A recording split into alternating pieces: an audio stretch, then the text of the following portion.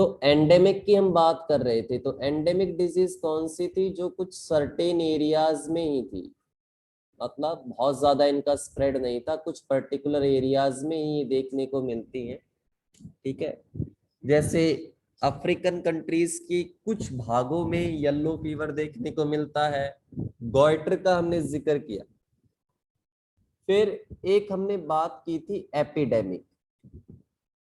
एक बीमारी है, अब उसने विकराल रूप ले लिया है और वो एक जगह से दूसरी जगह पर फैलती जा रही है और बहुत सारे लोगों को वो अफेक्ट कर रही है, तो अभी एपिडेमिक, एपिडेमिक कहते हैं उसे। जैसे 1994 में सूरत से प्लेग फैलना शुरू हुआ था, ये आपके इतिहास में भी डाला हुआ होगा, किसी घटना में जरूर इसका जिक्र हुआ। ठीक है बेटा, अब एपिडेमिक जब क्या होता है, एक कंट्री से दूसरी कंट्री, मतलब जब ये वर्ल्ड में स्प्रेड करने लग जाती है, तो फिर हम इसे पेंडेमिक कहना लग जाते हैं। जैसे आजकल हम कोरोना को पेंडेमिक कहते हैं। तो कोरोना पूरे संसार में फैला हुआ है, पूरे संसार को प्रभावित कर रहा है। ठीक है, और मान लीजिए जैसे ये एक एरिया है, ठीक है, मैं अब लास्ट वाले को डिटेल्ड कर रहा हूं, ये एक एरिया है और यहाँ पर एक पॉपुलेशन रहती है। ठीक है, यहाँ पर एक पॉपुलेशन रहती है अलग, और उस पॉपुलेशन में अगर डिजीज कुछ स्कैटर्ड फॉर्म में अफेक्ट करे, जैसे इनको हो गया, इनको नहीं हुआ, इनको हो गया, यहाँ पर कुछ थे उनको हो गया, तो यदि कोई डिजीज स्कैटर्ड इंडिविजुअल्स केस में देखने को मिलती कि पूरी पॉपुलेशन में कुछ कुछ कुछ कुछ देखने को मिल रही है, तो वो आपकी स्पोरोडिक कहलाती है, स्पोरोडिक कहलाती है। अब कहोगे सर इसे एंडेमिक क्यों नहीं कहते? एंडेमिक में बेटा मान लो ये एक पूरा देश है, तो इस देश के इस हिस्से में अगर एंडेमिक है तो यहाँ पर लगभग सभी इंडिविजुअल्स को अफेक्ट करेगी। ठीक है, वो पूरे देश के हिसाब से उनकी संख्या फ्यू है, पूरे देश के हिसाब से यहाँ पर पाए जाने वाले लोगों की संख्या फ्यू है, लेकिन इस हिस्से में वो लोगों को ज्यादा अफेक्टेड करेगी। स्पोरोडिक में रैंडम पैटर्न होगा, जैसे 1000 लोग हैं तो कहीं पर दो, कहीं पर दो, कहीं पर दो, इस तरीके से स्पोरोडिक। एपिडेमिक अभी उसने तेजी से फैलना शुरू किया, एक स्थान से दूसरे स्थान पर फैल रही है। एपिडेमिक पेंडेमिक बन सकती है, जैसे कोरोना बनी चाइना से, फिर पूरे देश में, पूरे संसार में फैल गई। ठीक है, दैट विल, ये है। तो ये 4 टर्म थी, ये आपके पास बेटा एक्सरसाइज है, इसके 5 से 6 क्वेश्चन आप कर लेना। ठीक है, इसमें ये सब्जेक्टिव क्वेश्चन तो करने की जरूरत है नहीं, फिर भी आप देख लेना। अब हम बात करते हैं भी, देखो अब आज का जो कंसेप्ट है मैं जो थोड़ा सा बताऊंगा आपको, ये चार्ट थोड़ा सा अगर आपके पास है जीआरबी वगैरह में, अगर ये चीजें डाली हुई हैं तो उसको नोट कर लेना, नहीं है तो अपना एक आधा एडिशनल लिख लेना, कोई चीज अगर मिसिंग है तो। इन्फेक्शियस डिजीज कौन सी है भैया? एक बीमार व्यक्ति से एक स्वस्थ व्यक्ति में जाती है।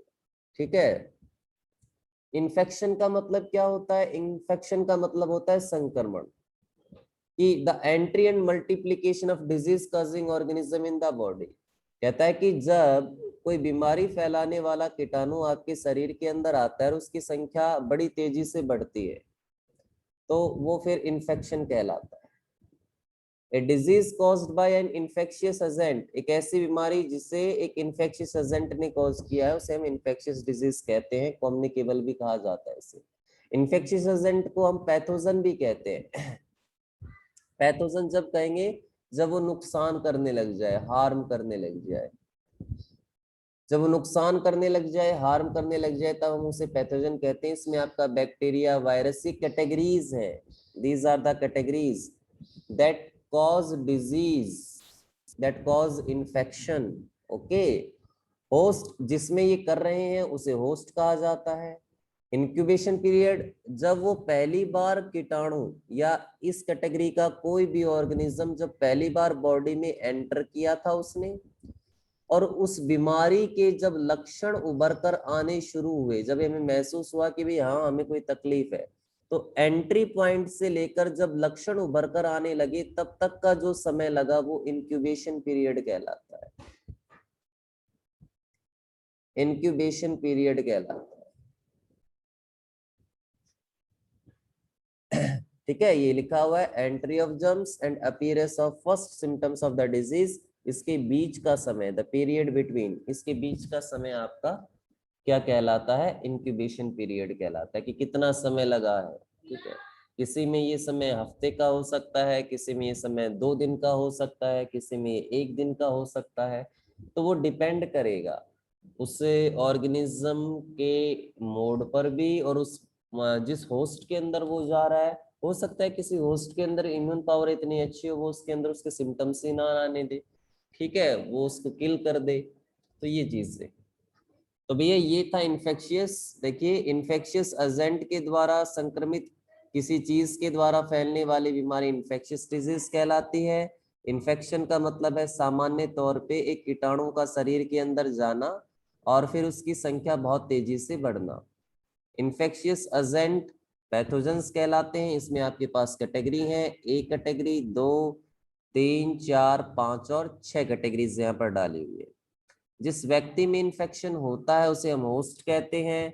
और जो समय पहली बार कीटाणु की एंट्री से लेकर, कि भाई पहली बार कीटाणु शरीर के अंदर गया और उसके बाद उसमें बीमारी उभर कर आई, लक्षण उभर कर आए, तब तक का जो समय था वो आपका इंक्यूबेशन पीरियड कहलाता है।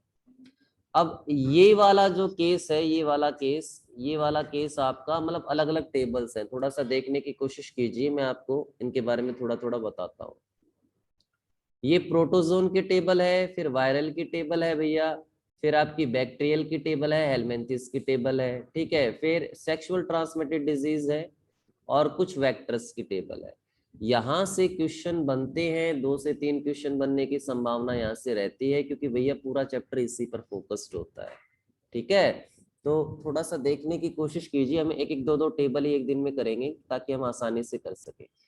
अब प्रोटोजोन की बात कर रहा है, तो पहले मैं प्रोटोजोन को थोड़ा सा प्रोटोजोन को बताता हूँ विस्तृत तरीके से। ठीक है, देखने की कोशिश कीजिए। भाई आप 5 किंगडम पढ़ते हो, 5 किंगडम आपने पढ़ी है। 6 किंगडम क्लासिफिकेशन भी, हम बेसिकली 5 किंगडम क्लासिफिकेशन लेते हैं। तो 5 किंगडम क्लासिफिकेशन में किंगडम आती है प्रोटिस्टा, और प्रोटिस्टा किंगडम में बेटा एक ग्रुप आता है प्रोटोजोन। और इस प्रोटोजोन ग्रुप के अंदर मैं आपको बताता हूँ अलग अलग एग्जाम्पल है, अलग अलग टाइप्स है, इसमें भी अलग अलग टाइप्स है। इसमें एक टाइप है जिसे हम कहते हैं सीलिएट्स। ये आपको डाइवर्सिटी में पढ़ने को मिलेगा, मतलब मैं एक डाइवर्सिटी का छोटा सा टॉपिक भी क्लियर करवा रहा हूँ। फिर एक ग्रुप इसके अंदर होता है फ्लैजिलेट्स, फिर एक ग्रुप इसके अंदर होता है स्पोरोजोन्स, और फिर एक ग्रुप इसके अंदर होता है जिसे अमीबॉइड कहा जाता है, अमीबॉइड भी कह देते हैं। ये जो ग्रुप्स बांटे हैं ना बेटा, ये ग्रुप्स बांटे हैं कि बॉडी में कौन सी ऐसी चीज है जो उसके मूवमेंट में मदद करेंगी। मैं थोड़ा सा बेसिक करता हुआ बताता हूँ ताकि आप एक बेसिकली इसको कर लो, ज्यादा नहीं, कम से कम एक बेसिक पॉइंट तो आप कर ही ले इसका। ठीक है, सीलिएट वो है जिनके शरीर पर सीलिया है, और सीलिया इनमें मूवमेंट करने में मदद करते हैं, और इसका बहुत बेस्ट एग्जांपल है पैरामीशियम। देखो मैं प्रोटोजोन के अंदर इन ग्रुप्स को पढ़ा रहा हूँ, पैरामीशियम इसके अंदर एग्जांपल है भैया। फ्लैजिलेट्स के अंदर आता है फ्लैजिला, मतलब इनमें मूवमेंट के लिए फ्लैजिला होगा। फ्लैजिला में आपके पास बहुत सारे ऐसे ऑर्गेनिज्म मिलेंगे, जैसे अभी मैं बताता चलूंगा किसमें फ्लैजिला है किसमें सेलिया है। ठीक है, तो वो अभी जैसे एंट अमीबा हिस्टोलिटिका को हम उठाकर देखेंगे। ठीक है, grand old man of intestine है जो गियार्डिया है, उसमें देखेंगे फ्लैजिला। ठीक है, लेशमानिया के अंदर फ्लैजिला देखेंगे। तो मैं वहां पर एग्जांपल में आपको बताऊंगा कौन सी फ्लैजिलेट। स्पोरोजोन वो है जिनके पास ना तो सेलिया है ना फ्लैजिला है, लेकिन ये अपनी संख्या स्पोर की सहायता से बढ़ाते हैं, और स्पोर के रूप में ये एक स्थान से दूसरे स्थान पर या एक सेल से दूसरे सेल में मूव करते हैं। इसका सबसे अच्छा एग्जाम्पल है बेटा, ध्यान से सुनना, प्लाज्मोडियम। प्लाज्मोडियम आपका मलेरिया करता है, मलेरिया करता है भैया प्लाज्मोडियम।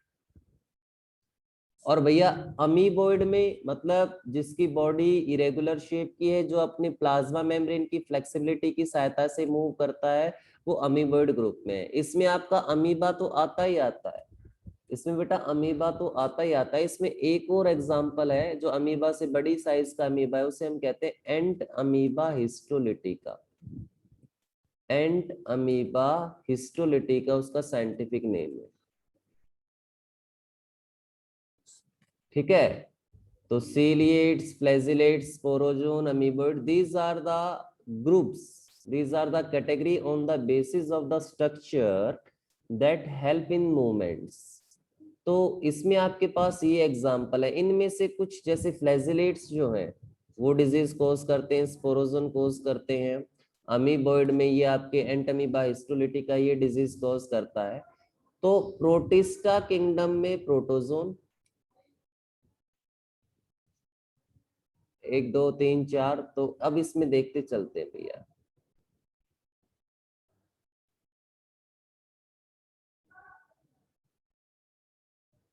देखिए यहां से देखिए, सबसे पहले एंट अमीबा हिस्टोलिटिका, ओके, एंट अमीबा हिस्टोलिटिका पहला प्रोटोजोन हम पढ़ रहे हैं। इससे होने वाली डायसेंट्री या मतलब इससे जो बीमारी होती है उसे अमीबिक डायसेंट्री है। इसका दूसरा नाम बेटा अमीबायोसिस भी है, अमीबायोसिस भी इसका दूसरा नाम है। खराब पानी और खराब खाने के द्वारा, मतलब जिस पानी और खाने में ये मौजूद है, आपने ऐसे पानी और खाने का सेवन किया है तो ये आपके अंदर चला जाएगा। डायसेंट्री का नॉर्मली मतलब होता है कि दस्त लग जाना, ठीक है, बहुत ज्यादा फ्लूइड का रिलीज हो जाना बॉडी से। तो वो इसमें आप ग्रुप पढ़ोगे भैया, ये एंटमीबा हिस्टोलिटी का है, ठीक है। इसमें अगर मैं सिम्टम्स की बात करूं, क्योंकि ये 12th में भी एक चैप्टर है ह्यूमन हेल्थ एंड डिजीज, वहां पर इसके बारे में डाला हुआ है, तो एनसीईआरटी में, तो वहां पर ये बता सकता है। तो एंटमीबा हिस्टोलिटिका में मेनली क्या होता है, बुखार तो देखो नॉर्मली इन्फ्लेमेशन में किसी भी बीमारी में बुखार तो पहला है, क्योंकि एक प्रकार से बॉडी का रिस्पॉन्स भी है। इसके अलावा इसमें क्या होता है, ध्यान से सुनना, इंटरनल ब्लीडिंग हो सकती है, क्योंकि यहाँ पर स्पेशली जो आपकी इंटेस्टाइन है वो अफेक्ट होंगे। इंटरनल ब्लीडिंग, मस्कुलर पेन होगा भैया, ठीक है। इसके अलावा क्रैम्प्स, पेट में मरोड़े हो सकते हैं, दर्द हो सकता है पेट में, अच्छा। तो ये इसके कुछ लक्षण हैं एंट अमीबा हिस्टोलिटिका के, और इससे होने वाली बीमारी का नाम अमीबोसिस है। कंटामिनेटेड फूड एंड वाटर से फैलती है, और ये इसके कुछ लक्षण है भैया। एंट अमीबा कोलाई, ठीक है, इसको करने की जरूरत नहीं है, एंट अमीबा कोलाई को करने की जरूरत नहीं है आपको, छोड़ दीजिए। ये भी मतलब एक प्रकार से डायसेंट्री कॉज करती है, कंटामिनेटेड फूड एंड वाटर से फैल रही है। यहाँ पर आ जाइए, ये तीनों ही तीनों इंपॉर्टेंट है भैया, बहुत ज्यादा इंपॉर्टेंट है। इंपॉर्टेंट किस ऑफ पॉइंट व्यू से है, एक तो इनकी डिजीज का कौन सी ये डिजीज कॉज करते हैं, और दूसरा ये उस व्यक्ति तक पहुंचे कैसे। यहां से तो आप स्टार लगा लीजिए, क्योंकि ये तो 11th में नीट के पर्पज से भी क्वेश्चन यहां से आते हैं, ठीक है। ट्रिपेनासोमा गैम्बियंस बेटा फ्लैजिला रखता है, ये फ्लैजिलेट है। लेशमानिया डोनोवानी ये भी फ्लैजिलेट है, ये दोनों फ्लैजिलेट है भैया, ठीक है। ये भी और ये भी, ये दोनों फ्लैजिलेट हैं। ये स्पोरोजोन है, प्लाज्मोडियम। तो ट्रिपेनासोमा गैम्बियंस है, इससे अफ्रीकन स्लीपिंग सिकनेस होती है, ठीक है। बीमारी का नाम अफ्रीकन स्लीपिंग सिकनेस है, या ट्रिपेनासोमियोसिस भी कह देते हैं। बस ये जो नाम है ना पहले वाला, इसके आगे IASIS लगाते हैं, ट्रिपेनासोमियोसिस कह देते हैं। इसको बोलते हैं सीसी फ्लाई, टी साइलेंट रहता है, सीसी फ्लाई बोला जाता है भैया। सीसी फ्लाई के काटने से, क्योंकि सीसी फ्लाई के अंदर ये मौजूद होता है, सीसी फ्लाई के काटने से ये इंसान तक पहुंचता है, ठीक है। और ये अफ्रीकन कंट्रीज में देखने को मिलती है। लेशमानिया डोनोवानी, इससे होने वाली बीमारी का नाम काला अजार है, या इसे डमडम फीवर भी कहते हैं, डमडम, क्योंकि इसमें दिल की धड़कन जो है वो ऐसे तेजी से चलती है और ऐसी आवाज से हल्की सी सुनाई देती है। अगर मतलब आप अगर किसी, जैसे मैं कहूँ आपके पास मान लीजिए एक लकड़ी का तख्त है और आप उसमें चेस्ट की साइड से लेटते हो और अपने कान तकत पे लगाते हो तो आपको थोड़ी सी धड़कन सुनाई देगी, लेकिन इसमें बड़ी अच्छे से अलग से सुनाई देती है। बुखार तेजी से बना रहता है। लेशमानियासिस इस बीमारी का दूसरा एक और नाम है, डमडम फीवर भी कहते हैं, कालाजार भी कहते हैं। सैंड फ्लाई के काटने से ये इंसान तक पहुंचता है। देखो ये जो अगर आप नाम याद रख लोगे, मैं इसकी ट्रिक भी बताऊंगा, इनके साइंटिफिक नेम की भी टेबल है, क्योंकि वो क्वेश्चन घुमा के कैसे भी पूछ सकता है कि सैंड फ्लाई किसका वेक्टर है। वेक्टर मतलब वाहन है, वाहन मतलब जो वहां तक लेकर जा रहा है बीमारी के कीटाणु को। प्लाज्मोडियम का आपने बहुत बार पढ़ा है। प्लाज्मोडियम में बेटा एक टाइप नहीं है, हमारे इंडिया की अगर हम बात करें तो दो स्पीसीज है, एक है वाइवेक्स और एक है फेल्सीपेरम। फेल्सीपेरम और वाइवेक्स ये दो स्पीसीज हम प्लाज्मोडियम की हमारे इंडिया के अंदर कंसिडर करते हैं। वाइवेक्स से नॉर्मल टाइप का मलेरिया होता है जिसे बिनाइन टर्शियन मलेरिया कहते हैं। फेल्सीपेरम से मैलिग्नेंट मलेरिया होता है। मैलिग्नेंट ये जानलेवा है भैया, वाइवेक्स वाला बहुत ज्यादा जानलेवा नहीं है, फेल्सीपेरम वाला जानलेवा है, फैटल है भैया। इस चीज को ऐसे समझो, बहुत इंपॉर्टेंट है ये। ठीक है, मलेरिया।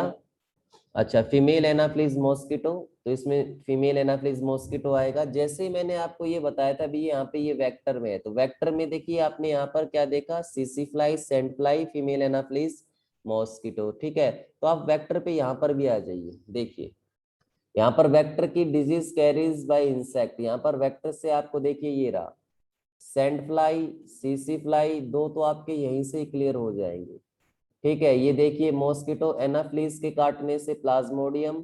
अच्छा, ये मॉस्किटो कुलेक्स के नाम से भी बोला जाता है, तो कुलेक्स के काटने से, ध्यान से सुनना, ध्यान से सुनना भैया, कुलेक्स के काटने से हाथी पांव बीमारी होती है, वुचीरिया बैंक्रॉफ्टी, एक हेलमेंथिस ग्रुप से बिलोंग करता है, प्लेटी हेलमेंथिस ग्रुप से, जो मैंने डायवर्सिटी पढ़ाई थी तब भी बताया था।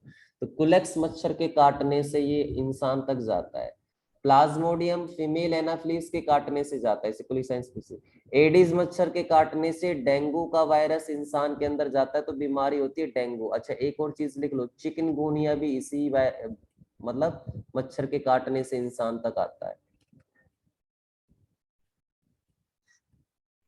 ठीक है, तो अभी ये आपने सैंड फ्लाई और सीसी फ्लाई तो पढ़ी, एनाफ्लिस पढ़ा, तीन तो वेक्टर आपने यहीं से पढ़ लिए। दो वेक्टर मैंने आपको और पढ़ा है, क्या, एडिस मच्छर के काटने से डेंगू और चिकनगुनिया होता है, और डेंगू और चिकनगुनिया वायरस से होता है भैया। वायरस का नाम भी बताएंगे आपको, टेबल में मिलेगा, पूरा दिखाएंगे। ठीक है, और कुलेक्स मच्छर के काटने से, कुलेक्स मच्छर किसको कैरी करवाता है, वुचेरिया बैंक्रॉफ्टी को कैरी करवाता है, जो कि आपका एक हेलमेंथिस है, हेलमेंथिस फाइलम से बिलोंग करने वाला, प्लेटी हेलमेंथिस जिसे आप कहते थे, उस हेलमेंथिस फाइलम से बिलोंग करने वाला ये माइक्रो ऑर्गेनिजम्स है, बहुत बायमिट, और इससे हाथी पांव नामक बीमारी होती है, एलिफेंटाइसिस भी होता है, फिलेरेसिस भी कहते थे जिसे आप। ठीक है, चलो भाई, तो ये था भैया आपका वायरल में। देखिए वायरल में जो जो आपको मेन पढ़ना है, जो आपकी बुक में डाले हुए हैं, आप पोलियो पढ़िएगा, पोलियो आपकी बुक में है, एड्स पढ़िएगा, हेपेटाइटिस जीआरवी में मिलेगा, रेबीज मिलेगा, ये चार तो मिलेंगे मिलेंगे। ठीक है, बाकी आपको थोड़ा सा क्या देखना है कि भाई कौन किसका पॉजिटिव एजेंट है, बस थोड़ा सा ही देखना है। तीन तो ऐसे हैं जिनको मैं आपको एक वैक्सीन के नाम से याद करवा दूंगा। ठीक है, देखिए ध्यान से। तो भैया सबसे पहले इन्फ्लुएंजा, इन्फ्लुएंजा को हल्का जुकाम भी कहते हैं, फ्लू भी कहते हैं। तो मिक्सो वायरस से ये होता है, नाक बहती है, छींकें आती हैं, खांसी होती है, ये लक्षण है। कोई व्यक्ति जो इस वायरस से पीड़ित है, इस बीमारी से पीड़ित है, वो छींकता या खांसता है तो उसके ड्रॉपलेट्स जो निकलते हैं मुंह से या नाक से, वो ड्रॉपलेट्स हवा में रहते हैं कुछ समय तक। अगर कोई उस हवा के दायरे में कोई दूसरा व्यक्ति सांस लेता है तो वो ड्रॉपलेट्स के अंदर जो वायरस है वो आपके बॉडी के अंदर चले जाएंगे। स्मॉल पॉक्स, हमारा देश स्मॉल पॉक्स मुक्त हो चुका है, अब हमारे देश में स्मॉल पॉक्स का केस देखने को नहीं मिलता, चिकन पॉक्स जरूर देखने को मिल जाता है भैया, और इसकी वैक्सीन हमारे पास अवेलेबल है। वेरियोला वायरस से होता था, स्किन पे छोटे छोटे दाने हो जाते थे और दानों में हल्का सा फ्लूइड भर जाता था। ठीक है, और इसे कहते हैं ना पस्ट्यूल, पस्ट्यूल मतलब छोटे रैशेज होकर छोटी फुंसी बन जाती थी, और ये संपर्क से फैलता था, ड्रॉपलेट इन्फेक्शन से भी फैलता था। चिकन पॉक्स जो है वेरिसिला जोस्टर, स्किन पर थोड़े मोटे धब्बे होते हैं, ठीक है, किसी इंसेक्ट के काट मतलब ये फोमाइट का मतलब यहाँ पर आर्टिकल से है, सॉरी भाई, आर्टिकल वस्तुओं से फैलता है, डायरेक्ट कांटेक्ट से भी फैलता है। तो चिकन पॉक्स या स्मॉल पॉक्स इरिडिकेशन, हम हमारे देश में मतलब वैक्सीन के थ्रू हमने स्मॉल पॉक्स को पूरी तरीके से एक प्रकार से इसका निजात पा लिया है, क्योंकि पिछले कुछ सालों में कोई भी केस हमें स्मॉल पॉक्स का देखने को नहीं मिला है। ठीक है, वैक्सीन स्मॉल पॉक्स की बचपन में लग जाती है, तो स्मॉल पॉक्स का कोई नया केस देखने को नहीं मिला है। वैक्सीन स्मॉल पॉक्स के लिए एडवर्ड जेनर ने, जो वैक्सीन के पिता थे, father of vaccination Edward Jenner, उन्होंने स्मॉल पॉक्स डिजीज से ही इस चीज को खोजा था। काउ पॉक्स अगर वाला वो केस पढ़ाऊंगा मैं आपको, ठीक है। मीजल्स जो है, मीजल्स रुबियोला वायरस से होता है, रुबियोला वायरस से। रेड वाटरी आइज, आंखें लाल होती हैं, पानी बहता रहता है, स्किन पर छोटे छोटे धब्बे हो जाते हैं, मतलब रैशेस, फुंसियां कह सकते हो आप, यही नोज और थ्रोट के ड्रॉपलेट से फैलता है। रेबीज, बेटा इसमें रेबीज वायरस है, कई राइबो वायरस भी लिख देती हैं, पानी से भय लगता है, निगलने में दिक्कत आती है। जब मैं इस डिजीज को पूरा पढ़ाऊंगा तब आपको समझ में आएगा, क्योंकि इसमें क्या होता है कि रेबीज का जो वायरस है, थोड़ा सा सुन ले एक बार, एक हिंट सा सुन ले कि रेबीज का जो वायरस है, ये वायरस जाकर सेंट्रल नर्वस सिस्टम में जो मोटर न्यूरॉन्स है, मोटर न्यूरॉन्स कह रहा हूं मैं, आपने नर्वस सिस्टम बहुत अच्छे से पढ़ा है, मोटर न्यूरॉन्स को बहुत अच्छे से पढ़ा है, उसको डैमेज करता है।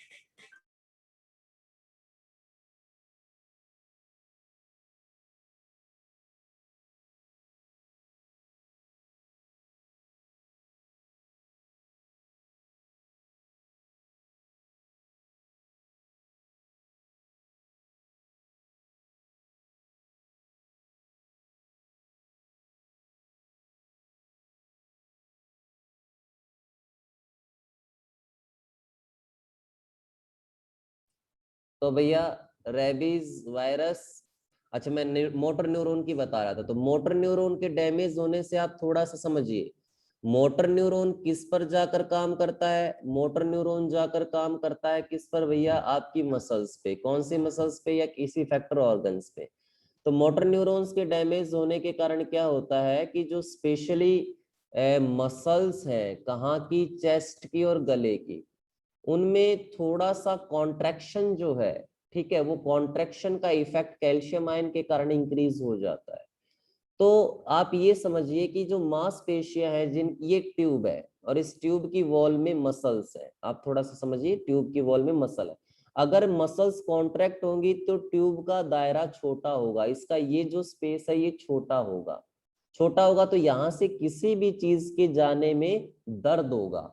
तो ऐसा है कि अगर कोई सॉलिड चीज जाती है तो वो तो बहुत ज्यादा पेन करेगी, तो वो जब खाना खाता है तो सॉलिड चीज के निगलने में उसे बहुत ज्यादा पेन होता है, तो फिर उसे पानी से भी भय लगता है कि पानी निकलेगा तो भी पेन होगा, इसलिए तो इसलिए उसे पानी से डर लगता है, नहाने से भी डर लगता है, पानी को निगलने में भी डर लगता है, और उससे निगलने में समस्या होती है। पागल कुत्ते के काटने से, या बंदर के, या खरगोश के, या बिल्ली के, इनके मुंह के जो सलाइवा होता है, इनके माउथ में जो सलाइवा होता है, उसमें ये वायरस इनएक्टिव स्टेट में होता है, लेकिन हो सकता है किसी कारणवश इनके अंदर वो एक्टिव हो जाए। तो ऐसे पागल कुत्ते ने काट लिया है, ठीक है, या ऐसे कुत्ते ने काट लिया जो स्ट्रीट डॉग है, जिसे रेबीज की वैक्सीन वगैरह है, टीका नहीं लगा हुआ है, तो भी वायरस आपके अंदर जाने का खतरा होता है। इसकी वैक्सीन अवेलेबल है भाई, ठीक है, वैक्सीन इसकी कारगर है। पहले तो 14 के करीब टीके लगते थे भैया, फिर 10 हुए, फिर 5 हुए, अब 3 ही टीके लगते हैं, 3 डोज काफी होती है, ठीक है। मम्स पैरामिक्सो वायरस से होता है, ठीक है, इसमें आपकी देखो पैरोटिड ग्लैंड को देखिए, कौन सी है पैरोटिड ग्लैंड, सेलेवरी ग्लैंड है, सबसे बड़ी पैरोटिड सेलेवरी ग्लैंड है, ठीक है। तो कान के पास वाली जो पैरोटिड ग्लैंड है उसमें बहुत ज्यादा स्वेलिंग हो जाती है और ये पेन करता है। कई, आप इसे ऐसे भी कह सकते हो कि नॉर्मल हमारे यहाँ जैसे लोकेलिटी में से कहते हैं भी कन्फेड हो गई है, तो कन्फेड में टॉन्सिलाइटिस होता है, टॉन्सिल्स का साइज बढ़ जाता है, लेकिन यहाँ पर पैरोटिड ग्लैंड का साइज बढ़ गया है, तो मुंह क्योंकि वो बढ़ेगा तो माउथ के इस पार्ट को अफेक्ट करेगा, तो मुंह खुलने में समस्या होती है, फैलने का तरीका। अच्छा, यहाँ पर एक चीज और है, एक वैक्सीन है जिसका नाम है MMR, वो बचपन में 5 साल से पहले लगती है। तो ये वैक्सीन जो है MMR वो 3 बीमारियों के लिए है। पहली तो ये भैया मीजल्स, दूसरी मम्स, तीसरी बीमारी यहाँ पर नहीं लिखी है रूबेला।